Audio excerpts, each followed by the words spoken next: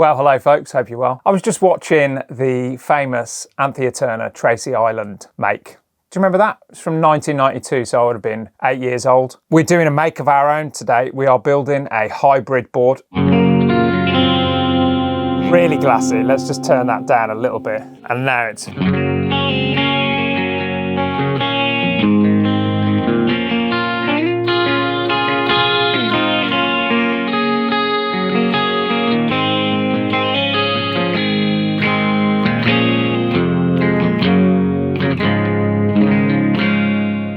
You may have already heard the hybrid board in one of those little teasery bits at the top of the video. I haven't actually heard it yet, so I hope it sounds good. Let's have a look at what we need for our make today, shall we? You're going to need a pair of scissors, children.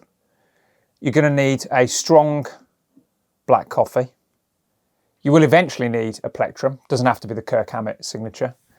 And you will need loads of decent quality Velcro. Get the black coffee going straight away. You'll also need a pedal board that you spent hours last year making, ripping your brains out trying to fit all your favourite pedals of the last 20 years onto it. And then what you're going to do today, kids, is you're going to destroy it. You're going to take all of it apart, all that hard work that went into it. Forget about it. We are moving into the future. We're going to go hybrid. Hybrid, of course, just being an internet buzzword for, you know, some normal pedals and one that is a multi-effects. Obviously, I'm using the Boss GX10, and the pedals you might, if you've watched the last video, should we put the video for the last, well, the video that basically taught me that I needed a hybrid board is there.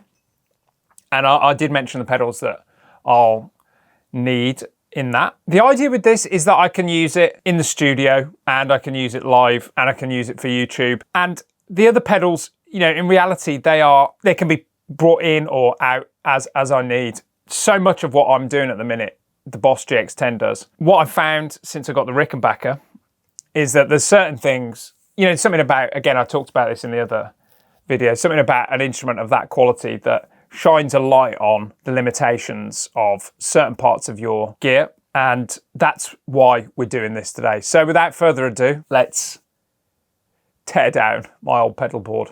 Might do this as a montage, unless anything sort of interesting comes up in the meantime. This might be a montage, but we'll find out. Are you going to do it Blue Peter style, facing towards the camera?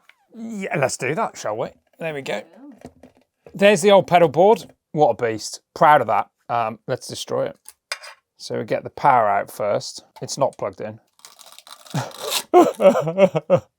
Boss EQ. Goodbye. A great pedal. Actually, the Boss GE7, that might go on if I've got room.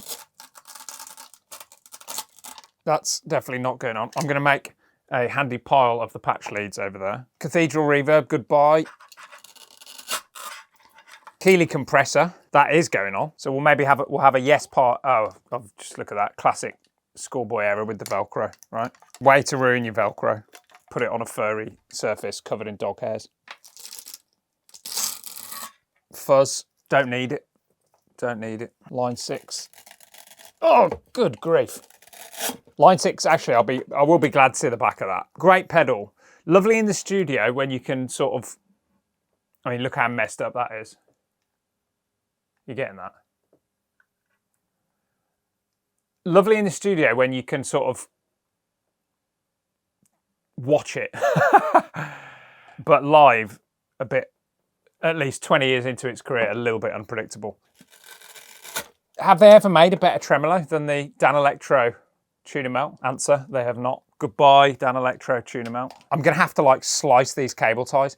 I don't think I've got any more cable ties, so that's annoying. MXR carbon copy, a brilliant delay. Goodbye for now. I mean, that is small enough that it could go on the board, I think, but I don't need it. And then we're getting down to it. Let's look at the state of this.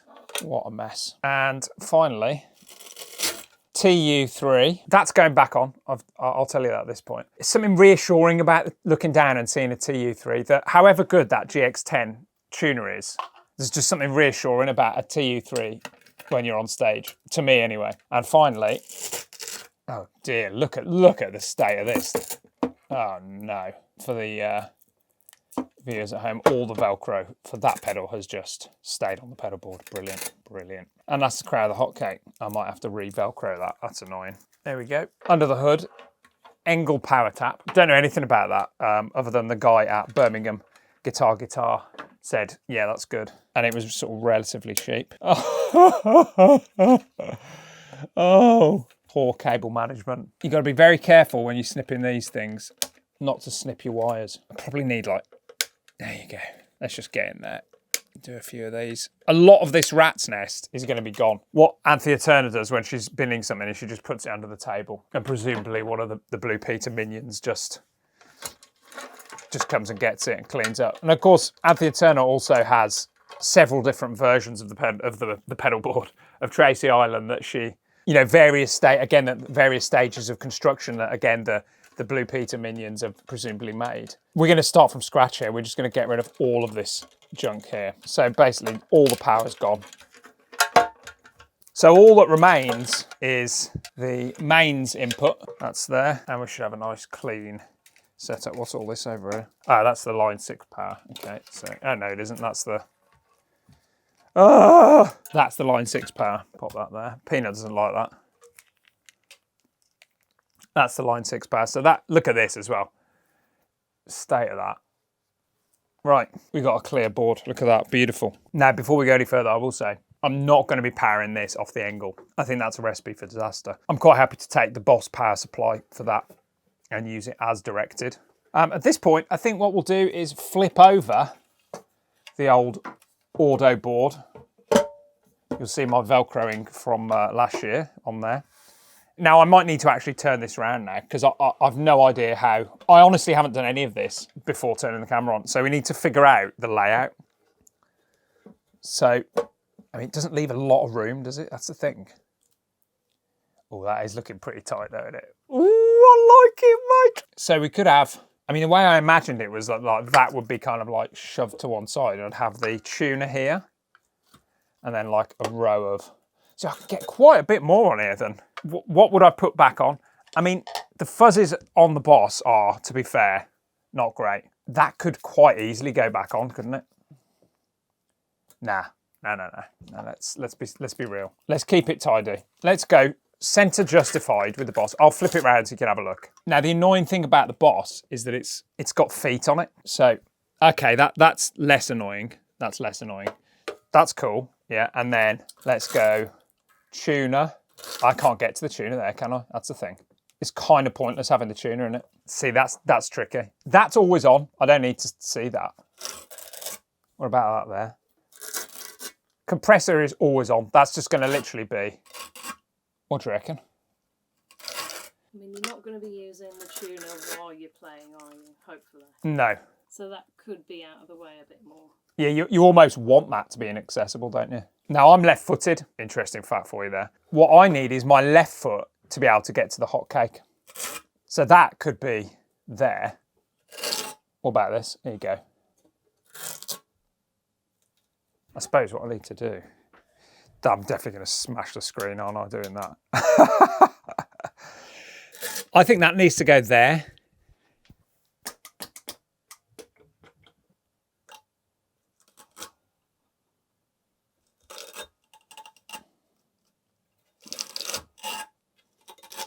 Tuner. Hello, Bucky. Do you like Velcro?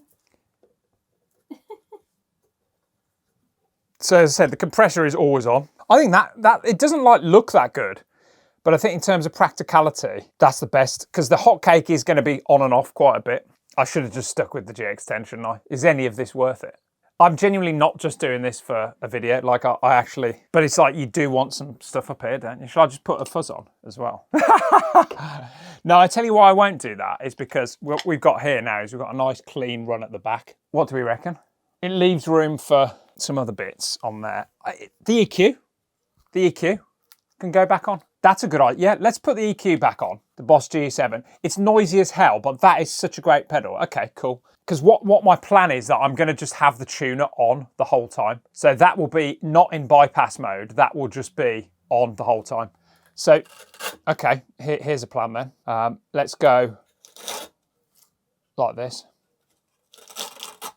Because that is, this equalizer, the way I use that is like, that's a turbo button. Just got to make sure I can get to all the bits. Can I get in here? Let's find out. That could potentially work really nicely. So we'll find out when we start putting cables on. That can come down a bit so I can get to the switch. GX10. Hotcake is in place. That's cool. So the signal path is as follows. We're going to go into the TU3, which is just going to be on the whole time. It's not going to be bypassed. It's just going to be on the output. I'm still going to be using that there as the volume between songs. We've got a compressor, always on. So I'll set that at the top of the show and forget about it. Into the GE7, into the Hotcake, into GX10. I've deliberately left a bit of a space here so that I can get to all the stuff that I need to. Might need to just nudge that along a bit. There you go, look at that. Get close in there, Lou. Look at this. All my little outputs here. So all of these outputs, basically the output from the board is going to be there and the input is here. But of course the input is just going to be, hopefully I've got a patch lead long enough. Let's find, yes I have. Input. Yeah, so and then that's going to basically be buried under there. You see what I'm saying, yeah? Output. This might be a two-part video, isn't it? To be fair. You're going to have to tune in next week to hear it. That'll be devastating, won't it, for everyone, me included. Let's do some Velcro on the GX10.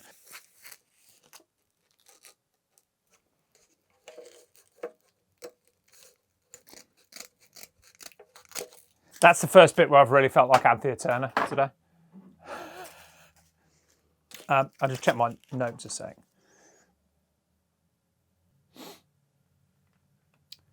Yeah, there's no notes. It just says Tracy Island. All right, this is going to be dreadful. Here we go. This is the heart in your mouth moment.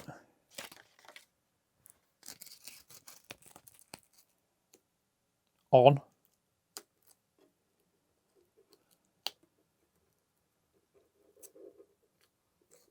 Look at that.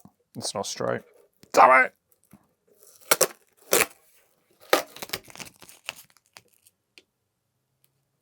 Should never do that because it like ruins the adhesive.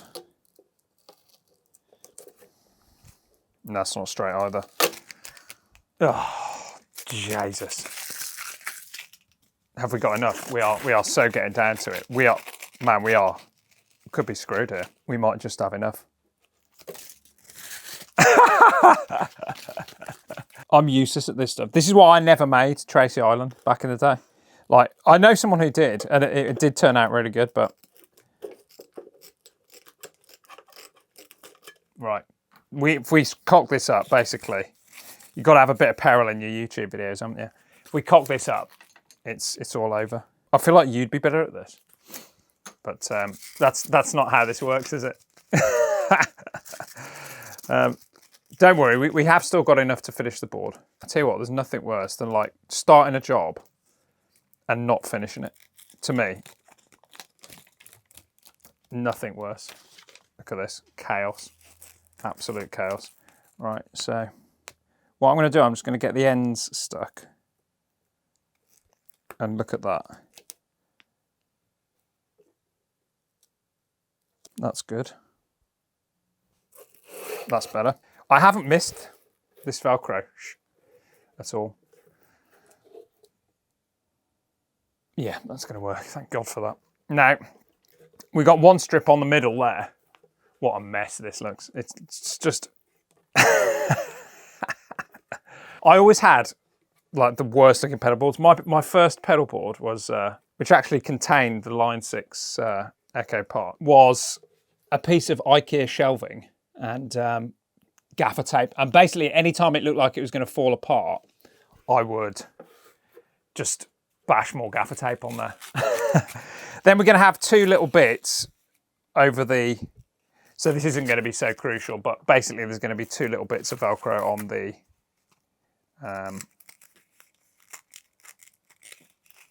over the little rubber feet, which some people say take off. I'm not doing that. I'm not doing that. And then look at that. Just, we're basically out of Velcro. Pedalboard pros would be just like wincing at my amateurism here. This is where you need your toilet roll for where Thunderbird 2 lives. Actually, it was a what's it, wasn't it? It was a box of tissues. That will be enough to hold it, but yeah, I'm gonna get 2 little blobs on the feet like that. That looks all right, doesn't it? You see that? And this, children, is where you need to go and get your mommy to help you. Mom! Now, what the Velcro geeks tell you on the forums is that you should leave your Velcro for 24 hours. Who wants to do that? Who wants to do that? Okay, we'll just leave that now for 24 hours and come back tomorrow. All this chaos just out for the day. Mental. I should probably tell you at this point why I'm doing a hybrid board. I think I kind of covered it really in the other video, but essentially, when you've got an instrument that good, it kind of highlights the limitations of the rest of your rig. The overdrive and the compression was the main place that, with the Rickenbacker, I felt that the Boss wasn't really doing a great job. Everything else was fine, and because I've got the quite specific patches built for like live shows and for, you know, for YouTube, I've been building specific patches for each guitar that I tat about with. The idea being that I can then flip between the modes on this thing. So the up and down mode for live shows, where I can turn off the compression in my patches for Bryony's show, put them under the table for the Blue Peter minions, and use these, but leave the rest of it intact. The rest of it is window dressing, isn't it? Reverb, delays and stuff, to an extent. And also the reverb's modulation and delays are excellent in this. We're improving the bit that is the weak link, as highlighted by the Rickenbacker. I think we're ready to smash this on the board now. That's my logic anyway. If I can make it sound better, why wouldn't I do that? The theory being, if it works with the Rickenbacker, it's obviously going to work with the Strat. And that's the 2 guitars we're going to look at. As far as wiring a pedal board, there's a lot of videos online. Wiring a hybrid pedal board, you know, is no different. I often get asked by students and, you know, and by people who are watching live shows or whatever, how's this all working? And I'm kind of quite happy to explain it and why I'm doing what I'm doing. And look at that, it's just so solid as a rock. We are so flying now. So you've seen the Engel power supply already under there. All we're going to do now is start getting a few bits of power in. What's this? Oh, Jesus, what an angry little dude.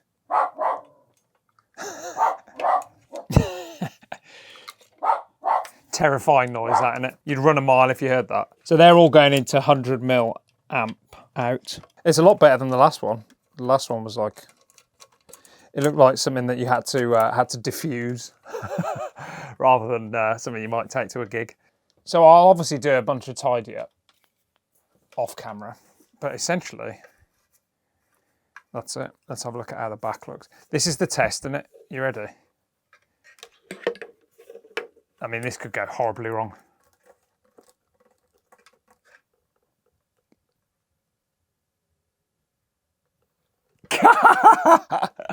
Living on the edge. So nothing fell off onto my head. So that's good. I think I'm quite happy with that. How does that look? Dan at Gig Rig? Mick, what are you saying? Pretty good. Pretty good. So out the back here, what you can't see is you've got this, and then you've got the Boss thing. Here we go then. We ready?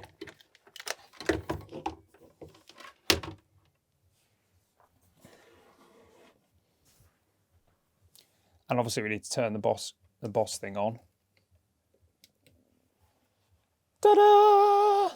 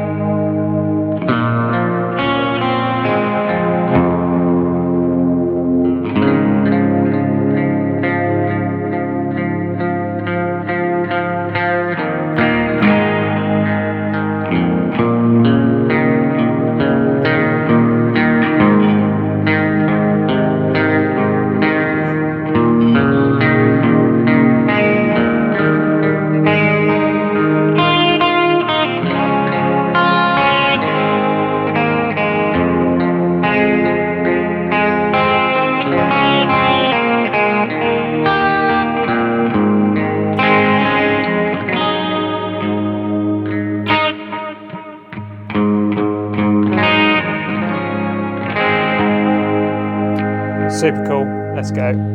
That's kind of everything on there.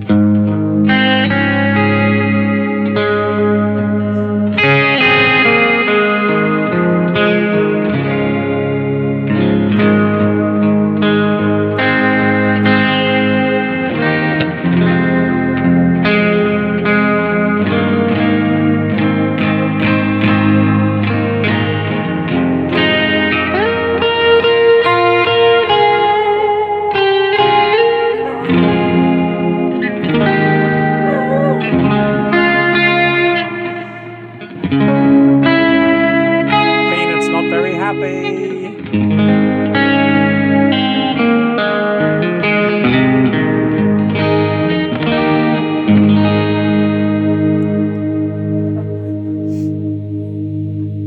That's it.